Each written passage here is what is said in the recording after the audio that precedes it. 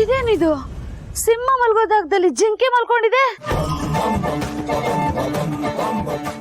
ಸಂಜನಾ, ಅಮ್ಮ ಸಂಜನಾ, ಸಂಜನಾ, ಸಂಜನಾ ಎದ್ದೇಳಮ್ಮ.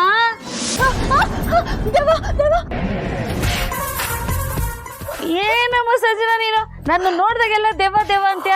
ನಾನಮ್ಮ ಅಂಬುಜ ಆಂಟಿ. ನೀವಾ? ಅಯ್ಯಯ್ಯೋ, ಯಾಕಮ್ಮ ಸಂಜನಾ ಇಷ್ಟೊಂದು ಗಾಬರಿ ಆಗ್ಬಿಟ್ಟಿದ್ಯಾ?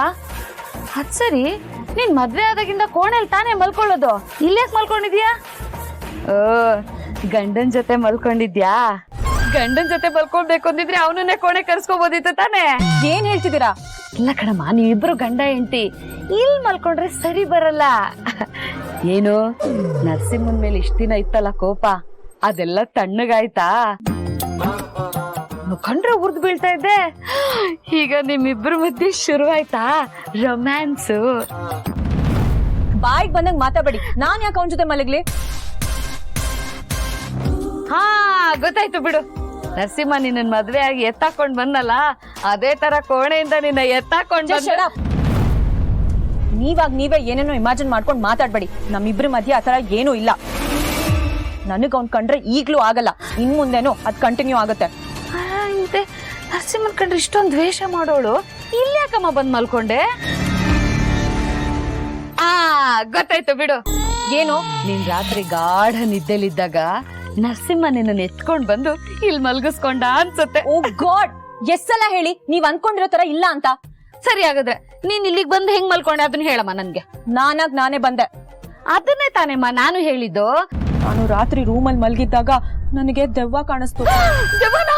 ಅಯ್ಯೋ ಸಂಜನಾ, ಏನಮ್ಮ ಹೇಳ್ತಿದ್ಯಾ? ಎಲ್ಲಿದೆ ದೆವ್ವ? ರೂಮಲ್ಲಿದ್ದಾಗ ಆ ದೆವ್ವ ನನ್ನ ಹತ್ರನೇ ಬರೋ ತರ ಕಾಣಿಸ್ತು. ಅದಕ್ಕೆ ಭಯ ಪಟ್ಕೊಂಡು ಅಲ್ಲಿಂದ ಇಲ್ಲಿ ಬಂದ್ ಮಲ್ಕೊಂಡೆ. ಹುಷಾರು ಕಣಮ್ಮ ಸಂಜನಾ, ನೀನ್ ನೋಡಕ್ ಮೊದ್ಲೇ ತೆಳ್ಳಗೆ ಬೆಳ್ಳಗೆ ಇದ್ಯಾ. ಯಾವ್ದಾದ್ರೂ ಗಂಡು ದೆವ್ವ ನಿನ್ನನ್ನ ಎತ್ತಾಕೊಂಡ್ ಹೋಗ್ಬಿಟ್ರೆ ನಾವೆಲ್ಲ ಏನಮ್ಮ ಮಾಡೋದು?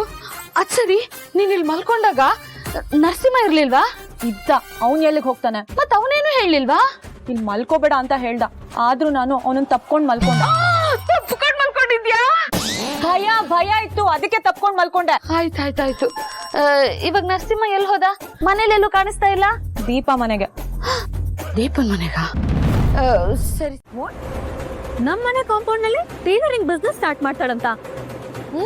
ಯಾಕೆ ಅಂತ ಕೇಳಿದ್ರೆ ನನ್ಗೆ ದಬಾಯಿಸಿದ್ಲು. ಅದಕ್ಕೆ ಅರ್ಚನಾ ಬೇರೆ ಸಾಥ್ ಕೊಡ್ತಾ ಇದ್ದಾಳೆ.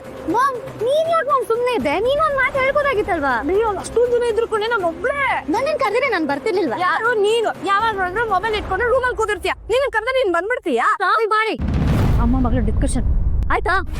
ಹೂನಮ್ಮ ಆಯ್ತು. ಈಗ ನೀನ್ ಹೇಳು, ಏನ್ ಮಾಡೋದು ಅಂತ. ಅದೇ ನನಗೂ ಗೊತ್ತಾಗ್ತಾ ಇಲ್ಲ. ಚಿರುಗೆ ಈ ವಿಷಯ ಗೊತ್ತಿಲ್ಲ ಅಲ್ವಾ?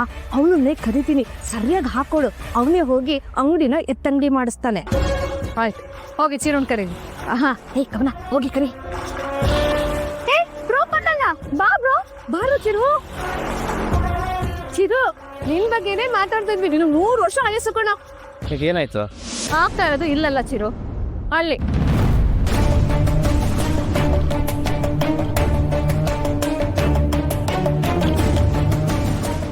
ಏನ್ ಇಷ್ಟೊಂದು ಜನ ಸೇರಿದ್ದಾರೆ? ಗಿಡ ನೆಡೋ ಕಾರ್ಯಕ್ರಮ ಏನಾರು ಇದೆಯಾ ಮನೆಯಲ್ಲಿ? ದೀಪ ಎಲ್ಲರನ್ನು ಸೇರಿಸ್ಕೊಂಡು ಮಾಡಬಾರ್ದು ಕೆಲಸ ಎಲ್ಲ ಮಾತನಾಡ. ಇವತ್ತಿಂದ ನಮ್ಮನೆ ಮುಂದೆ ಟೈಲರಿಂಗ್ ಶಾಪ್ ಶುರು ಮಾಡ್ತಾಳಂತೆ.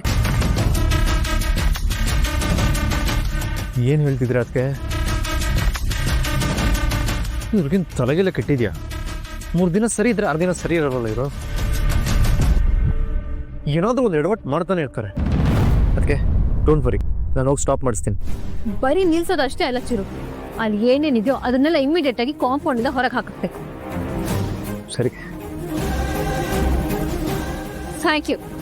ಅಯ್ಯೋ, ಅವನು ಹೋದ್ನಮ್ಮ. ನಾನು ಥ್ಯಾಂಕ್ಸ್ ಹೇಳಿದ್ದು ನಿಮಗೆ. ನಾನು ಥ್ಯಾಂಕ್ಸ್ ಹೇಳ್ದ? ಯಾಕಮ್ಮ? ಚಿರುನ್ ಯೂಸ್ ಮಾಡ್ಕೊಂಡು ಆ ದೀಪನ್ ಪ್ಲಾನ್ ನ ಫ್ಲಾಪ್ ಮಾಡೋ ಐಡಿಯಾ ಕೊಟ್ಟಿದ್ ನೀವೇ ತಾನೆ, ಅದಕ್ಕೆ ಥ್ಯಾಂಕ್ಸ್.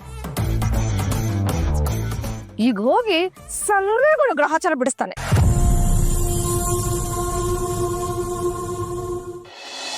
ಪುಟ್ಟಿ, ಪೂಜೆ ಅಂದೆ ಮನೆಯವ್ರು ಎಲ್ರು ಬರಲ್ವಾ? ಬಂದಿದಾರಲ್ವಾ ಅಣ್ಣ, ಬೇರೆ ಎಲ್ರು ಬ್ಯುಸಿ ಆಗಿದ್ದಾರೆ. ಮತ್ತೆ ಭಾವ? ಅವ್ರಿಗೆ ನೆನ್ನೆ ರಾತ್ರಿಯಿಂದ ಚಳಿ ಜ್ವರ, ಇನ್ನೂ ಎದ್ದೇಳಿಲ್ಲ. ಅಯ್ಯಯ್ಯೋ ಮತ್ತೆ ಡಾಕ್ಟರ್ ಹತ್ರ ಕರ್ಕೊಂಡು ಹೋಗಿದ್ರಾ? ಟ್ಯಾಬ್ಲೆಟ್ ಕೊಟ್ಯಾ? ಗಂಜಿ ಯಾರು ಕುಡಿಸಿದ್ಯಾ ಇಲ್ವಾ? ದೀಪ ಅವರೇ,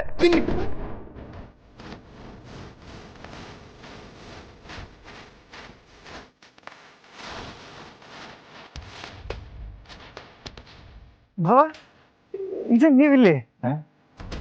ನಾನೇನು ಇಲ್ಲಿನ?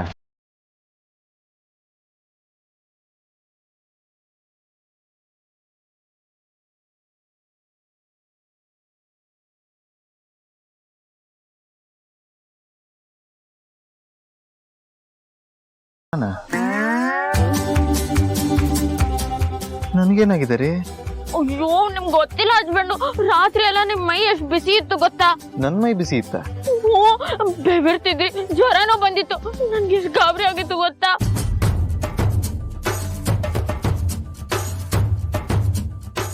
ನೀವ್ ಪೂಜೆಗೆ ಬರಲ್ಲ ಅಂತ ಬೇಜಾರು ಆಗಿತ್ತು, ನೀವ್ ಬಂದ್ರಲ್ವಾ ತುಂಬಾ ಖುಷಿ ಆಯ್ತು. ಅಲ್ಲ ರೀ, ಏನ್ರಿ ಇದಲ್ಲ?